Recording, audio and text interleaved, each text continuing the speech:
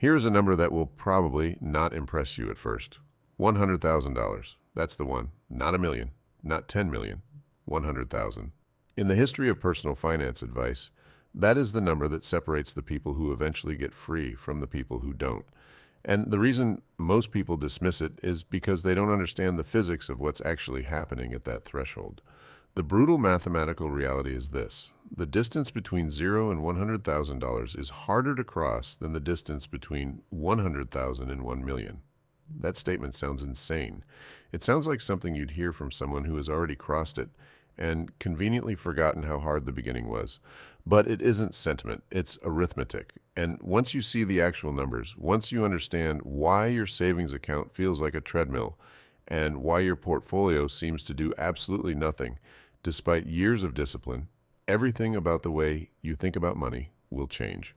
This is the story of the first $100,000, the math of why it's the hardest stretch, the behavioral psychology of why most people quit before they get there, and what actually happens on the other side of that threshold when the rules of money quietly, permanently flip in your favor. Problem 1. The invisible multiplier. Let's start with the thing nobody explains properly: compound interest. You have heard about it your entire life. Your high school economics teacher called it the eighth wonder of the world. Every personal finance podcast has told you to start early and let compounding do the work. And all of that is technically correct. The problem is that compounding is almost completely invisible until you have real money. At small balances, it is a rounding error, and this misunderstanding is responsible for more abandoned investment accounts than any market crash in American history. Here is the actual math. Say you are a diligent saver. You put $500 a month into a broad market index fund. You earn an average annual return of roughly 10%, which is roughly what the S&P 500 has returned over the past century. At the end of year one, you have contributed $6,000. Compounding added about $300. That is $300 the market gave you against $6,000 you earned with your body and your time. The market's contribution is 5% of the total. You're doing 95% of the work. Now run the same math at $100,000 invested. A 10% annual return doesn't give you $300. It gives you $10,000 in a single year without you lifting a finger, without an extra shift, without a side hustle. $10,000 deposited into your account while you slept. That same $500 a month you're still contributing, which used to be essentially everything, is now less than 40% of your total annual growth. The machine has started doing more work than you do. This is the transition economists call the inflection point. And the problem is that getting from one side of it to the other requires you to keep doing the math, even when the math feels pointless. There is a Federal Reserve chart that illustrates this so clearly it's almost painful. It shows the relationship between portfolio balance and annual investment return in dollar terms. At $10,000, a 10% year gives you $1,000. At $25,000, $2,500. At $50,000, $5,000. At $100,000, $10,000. The line is perfectly linear and perfectly boring until you realize what it means. Below about $80,000, the average American worker can outsave the market. Your savings rate beats your rate of return in dollar terms. The market is just along for the ride. This is why the advice, "just let compounding work," feels like a cruel joke in your 20s. You are not in the compounding phase yet. You are in the savings phase. And nobody told you they are completely different games with completely different rules. The implication is uncomfortable but important. In the early years, whether the market returns 7% or 11% barely matters. The Federal Reserve Bank of St. Louis has published data showing that for someone with under $50,000 invested, a 2% swing in annual returns changes their final balance by less than 1% over a 5-year horizon. What changes their balance dramatically is their savings rate. A person saving 25% of their income reaches $100,000 more than twice as fast as a person saving 12%, regardless of what the market does. In phase one, the market is not your partner. Your income is your partner. The market is just a place to park the money you've already earned. Problem 2, the 96% problem. The savings rate question is where this gets genuinely bleak for the average American household, because the numbers tell a story that the financial media almost never says plainly. According to the Bureau of Economic Analysis, the personal savings rate in the United States has averaged just under 5% for the past decade. Let me say that differently. The average American household is spending roughly 95 cents of every after-tax dollar they earn. They are saving 5 cents. At the median household income of approximately $78,000 before taxes, that translates to roughly $49,000 in take-home pay depending on your state, your deductions, your household size. 5% of $49,000 is $2,450 saved per year. $2,450. At that rate, with a 10% annual investment return, it takes roughly 24 years to reach $100,000. 24 years of doing everything right, maxing your contributions, staying invested through downturns, not panic selling, and the first major milestone takes longer than most marriages last. Now bump that savings rate to 20%. Same income, same market returns. You reach $100,000 in about 9 years. Bump it to 30%, which is aggressive but achievable for someone without dependence in a low cost of living city, and you are looking at 6 to 7 years.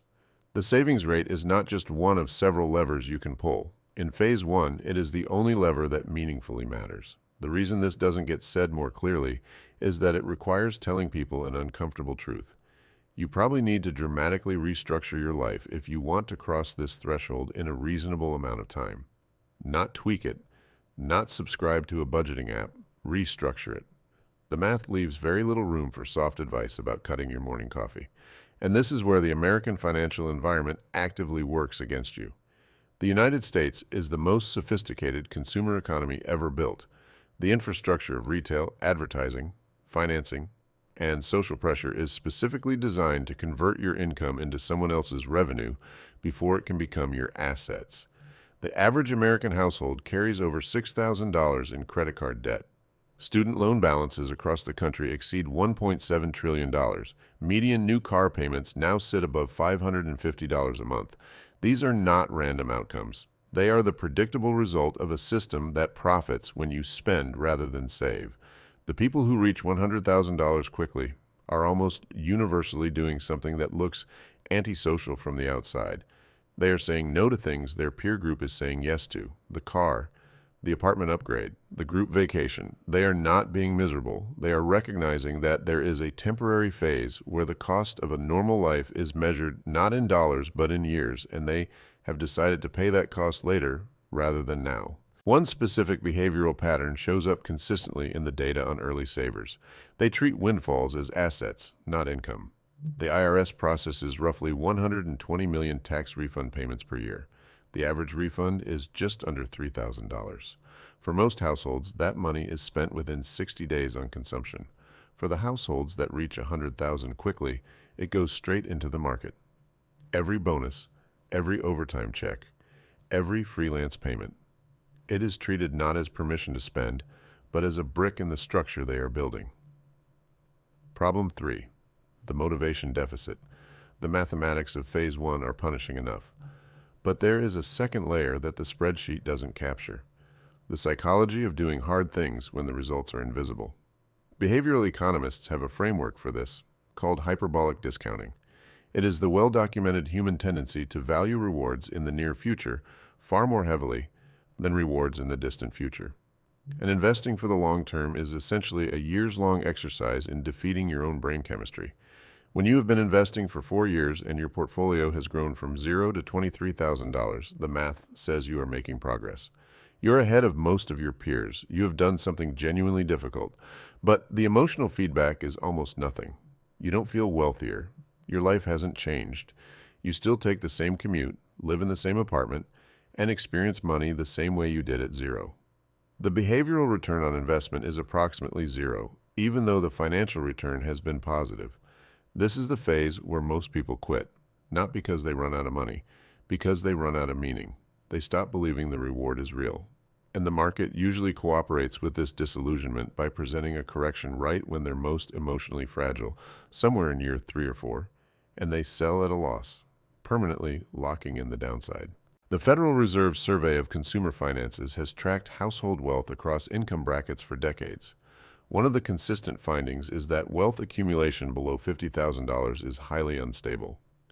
Households frequently swing from positive to negative savings as income shocks, medical expenses, or vehicle breakdowns hit their thin financial cushions. The problem is not just low savings rates, it is low savings reserves, which means every unexpected expense is an emergency, and every emergency is a reason to liquidate the investment account. The research on what predicts someone successfully crossing the $100,000 threshold points not to income, but to identity. Specifically, whether the person has begun to think of themselves as an investor rather than just a saver. Savers treat the account as a pool of money. Investors treat it as a machine. The psychological shift from "I have money set aside" to "I own pieces of the American economy" changes the way people respond to volatility. When the market drops 10%, a saver feels poorer. An investor feels like assets went on sale. This identity formation is not automatic.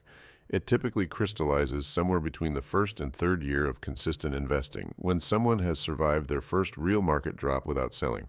That experience is irreplaceable. You cannot read your way to it. You have to live through it. But the people who do live through it emerge permanently changed in the way they relate to risk and long-term thinking. They have, in the language of behavioral finance, lowered their effective discount rate. The future has become more real to them, and that cognitive shift is arguably more valuable than the dollars in the account. Problem 4, the acceleration door. Everything changes at $100,000, not because the number is magic, because the math is. We have already established that at $100,000 invested, a 10% annual return produces $10,000. But the change is more profound than just the raw number.